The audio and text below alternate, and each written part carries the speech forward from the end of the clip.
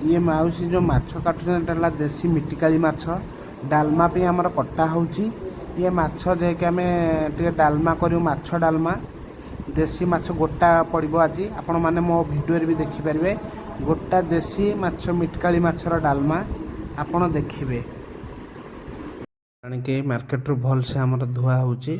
देखि परते चिकन के धोई देसी माछटा आमे भल से माछ को धोई की तापर धोई की रखी एटा भजा हबनी कंचा डायरेक्ट डालमा रे छड़ा हबो। ये वीडियो देखले जानि परिबे एटा नुवा प्रकार डालमाटे आमे बनाउ अछु। आपण माने देखिबे सेतरे आलू सारू काकड़ कखारू सब पड़ के आमे धोचु। पियाजटा धुआई के रखा होची कटा होके पड़िबो। आमे हमरा धोई के भल से पकेबू।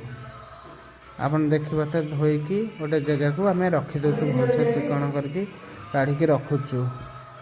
सेथिरे डाली से धुआ है भल से धुआ होची हमरा। धुआ हला पारे आमे आउथर नेक्स्ट पानी रे लूण पइला बसैछु। एटा देखि पानी लूण पड़ी गला परिया पड़ी गला जेके हमर 20 मिनिट हे गलानी देखि पारथिबे। हळदी पड़ी गला हळदी पड़ी सारा पर एना डाली पकेबू। एना 20 मिनिट ऑलरेडी सिझी गलानी। आलू काकड़ सारू कखारू डाली पड़िबो। मिनिमम 4 जन पे हमर 300 डाली पड़ची। 300 डाली पड़ुची हमर 300 डाली पड़ची। माछ देसी माछ डालमा एटा कषा हबनी। आपण जानथे कषा हब नै नै एटा कषा हबनी नुवा प्रकार डालमा। जेते माछ पड़ची आ गोटे माछ हम पकेइ देलु।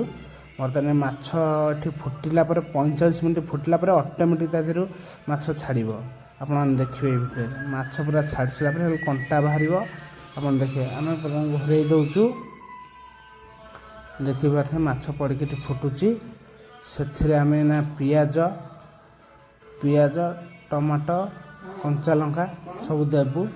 एठी पड़ी गला हमर पियाज टमाटो कंचा लंका पड़ी गला सब पड़ी गला हमर। आपन देखते एठे पूरा पड़ी सारा पर आमे हमर 20-25 मिनिट पूरा छाड़ी देबू। 20-25-30 मिनिट जाक से फुटिबो। फुटिकी माछटा पूरा तादिर झड़ी जीवो खाली कंटा तक रहिबो जमा कषा हबनी। आपन नियो यूनिक डालमा एटा आपन देखि पारथिबे।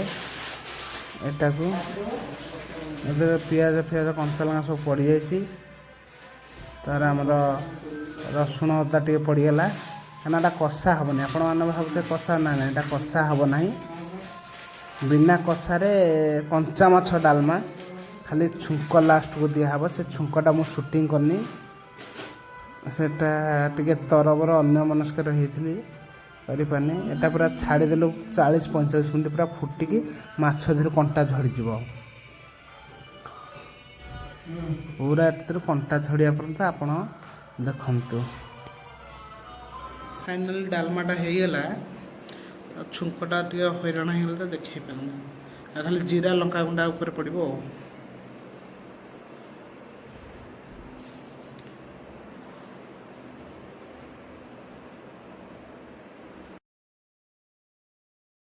कटा को मुटे देखै पानी टे व्यस्त रहली हेते पे आमे डालमा ओल्हे सला पर देखैली।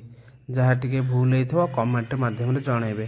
आमे एथर बाढिलाणु खाइबा पई टेस्ट केम लागुछ तो भल लागुथो काना बास्ना होउछ सेई भलिया। आउ तो मसला करनु एते जीरा लंका गुंडा पकंचु फाइनली खाउछु। वीडियोटा यदि भल लागिला लाइक शेयर कमेंट निश्चित जणैबे। रहुछु जय जगन्नाथ। नेक्स्ट वीडियो रे भल से करिवु। आपण मानकर भल पाया हम ऊपर टे थाउ। आ देखुछंती बढ़ा बढ़ी सब चलीची आमे खाइ।